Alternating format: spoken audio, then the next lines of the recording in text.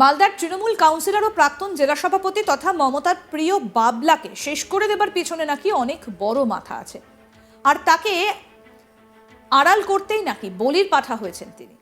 গ্রেপ্তারের পরই মালদার তৃণমূল কাউন্সিলরের শেষ হয়ে যাবার ঘটনার পেছনে থাকা ষড়যন্ত্র সকলের সামনে ফাঁস করে দিয়েছেন শাসক দলের এক নেতা। তিনি প্রকাশ্যে বলছেন যে বাবলার মৃত্যুর পেছনে নাকি অনেক বড় মাথা আছে, কিন্তু কোন বড় মাথার কথা বললেন তিনি? যার কথা তিনি বলতে চাইছেন তিনি কি শাসক দলেরই কেউ? ধৃত তৃণমূল নেতার এই বিস্ফোরক মন্তব্যে নতুন করে রহস্য দানা বেঁধেছে।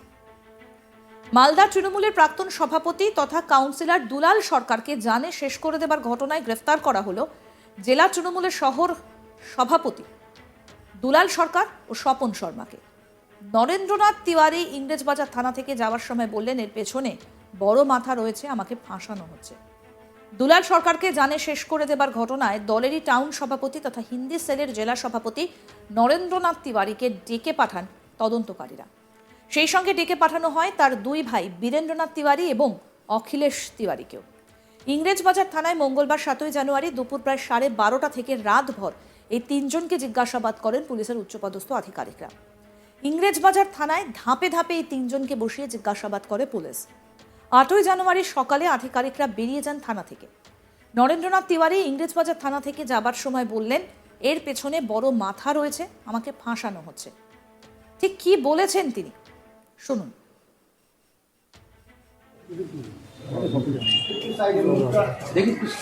আরে সাইড দাও দাদা, সাইড দাও না। আপনাকে কেন ধরা হলো? কেন ধরা হলো দাদা? আপনাকে কেন ধরা হলো? কেন ধরা হলো দাদা? আপনি কি প্ল্যান করেছেন কিছু দাদা? দাদা বড় মাথা সাকার বাজানো হয়েছে আমাকে। বড় মাথা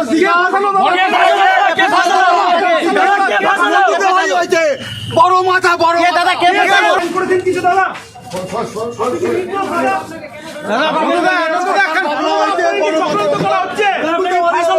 বড় মাথা সাকার বাজানো হয়েছে আমাকে। বড় মাথা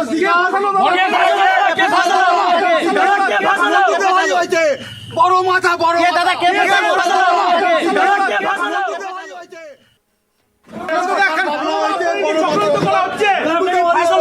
বড় মাথা সাকার বাজানো হয়েছে আমাকে।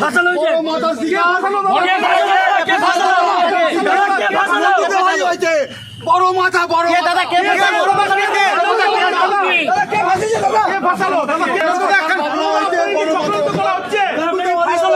বড় মাথা সাকার বাজানো হয়েছে আমাকে।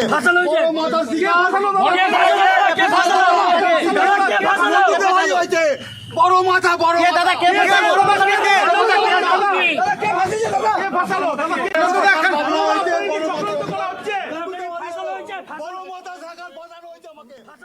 তৃণমূল কাউন্সিলর এবং প্রাক্তন জেলা সভাপতি ছিলেন দুলাল সরকার। ঝলঝলিয়ার মহানন্দাপল্লী এলাকায় একটা বাইকে করে তিনজন দুষ্কৃতী এসে তাকে লক্ষ্য করে গান বের করে জানে শেষ করে দেয়, যা শুনে বড্ড মন খারাপ হয় মুখ্যমন্ত্রী মমতা বন্দ্যোপাধ্যায়। কারণ এই দুলাল সরকার মমতা বন্দ্যোপাধ্যায়ের অত্যন্ত স্নেহের একজন মানুষ ছিলেন। তিনি আজকের লোক নন। কংগ্রেস থেকে সরে এসে যখন মমতা বন্দ্যোপাধ্যায় তৃণমূল কংগ্রেস তৈরি করেছিলেন, সেই সময় তার সঙ্গে যারা যারা ছিলেন তাদের মধ্যে একজন ছিলেন এই বাবলা। বীরভূমের নাম আসতেই যেমন কেষ্টর নাম উঠে আসে, সেই রকম মালদার প্রসঙ্গ আসতেই নেত্রীর মুখে যার কথা প্রথম আসতো তিনি হলেন দুলাল সরকার, যাকে মুখ্যমন্ত্রী ভালোবেসে বাবলা বলে ডাকতেন। মমতার দুঃসময়ের সঙ্গী ছিলেন এই বাবলাই, যার ওপর ভরসা করে গোটা মালদা জেলাতে দলকে শক্তপোক্ত করতে দায়িত্ব ছেড়ে দিয়েছিলেন নেত্রী। মালদায় মমতার সব থেকে একান্ত ভরসার স্থল ছিলেন বাবলা। তাই বাবলার এরকম পরিণতি মন থেকে মেনে নিতে পারছেন না দলনেত্রী মমতা বন্দ্যোপাধ্যায়। প্রশাসনিক বৈঠকের দিন মমতা ব্যানার্জি সকলের সামনে প্রশাসনের ব্যর্থতা নিয়ে প্রশ্ন তুলেছিলেন। সেদিন ঠিক কি বলেছিলেন মমতা বন্দ্যোপাধ্যায় শোনাবো আপনাদের। আপনার ওখানে তো আজকে আমার একজন পুরো সহকর্মীকে হয়ে গেল এসপির অপদার্থতার জন্য। তার সিকিউরিটিও আগে তুলে নেওয়া হয়েছিল। আমি পার্সোনালি চিনতাম,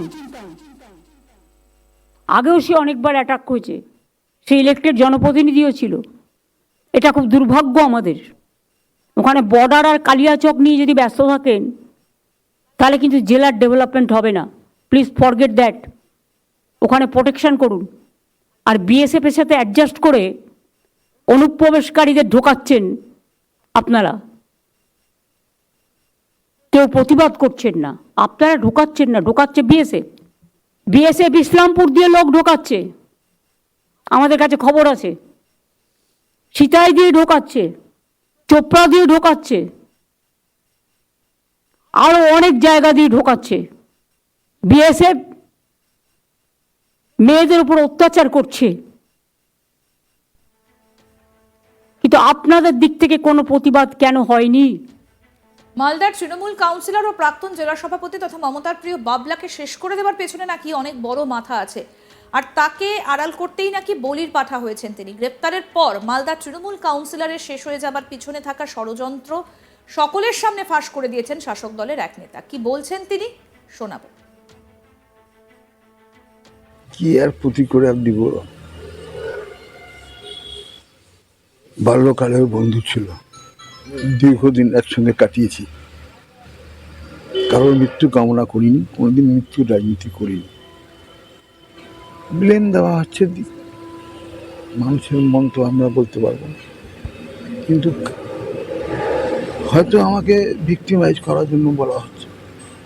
ঠিক আছে, পুলিশ তদন্ত করছে, মাননীয় মুখ্যমন্ত্রী বলেছেন সত্যটা একদিন বেরিয়ে আসে, এই সত্য বেরোনোর অপেক্ষায় বসে আছে, যার জন্যে আমরাও বড় মাহাতো এবং স্বপ্নে ভাবিনি যে এটা কোনোদিন আমাদেরকে ফেস বলছি এই এই গোলমাল লাগিয়ে দেওয়া, এর পেছনে কি কোনো গভীর ষড়যন্ত্র রয়েছে? থাকতেই পারে, মানুষ মানুষকে সহ্য করতে পারছে না, বিভিন্ন রকমের হতে পারে। আমার দীর্ঘদিনের সাথী ছিল, একসঙ্গে অনেক দিন কাটিয়েছি, কোনোদিন ভাবিনি যে এই দিনগুলো আমাকে দেখতে হবে, আমিও